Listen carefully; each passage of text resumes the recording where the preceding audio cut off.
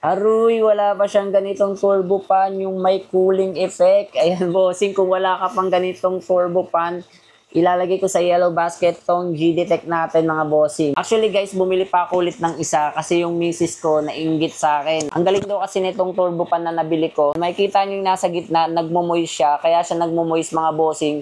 Lumalamig po yan. Pwede nyo itap sa mga mukha nyo yan. Tapos yung binubuga niyang hangin, mas lumalamig dahil dito. Tapos, ang ginagandahan pa dyan, meron siyang digital. May kita nyo dyan yung power level niya. Ayan, tapos kung ilang percent pa siya, mga bossing. Maganda pa rito, mga bossing, ang tagal malobat nito. Hindi to gaya ng ibang turbo pan na, oo nga, ang lakas ng buga ng hangin niya, pero ang bilis namang malobat. Eto hindi, guys. Tapos meron pa siyang palace, yan, pwede nyo siyang isabit sa kamay ninyo. Ayan. Tapos meron ding pa-stand to.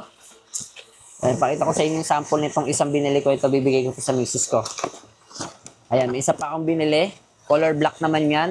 May kasama na rin pala siyang charger. Yan, di na kayo mamproblema sa pang-charge niyan. Ito naman yung pang-stand niya. Kung gusto nyo na-stand lang siya, meron siyang pang-stand. Ayan, color black naman. Gusto niya raw yung color black. Ay, binila natin siya ng color black.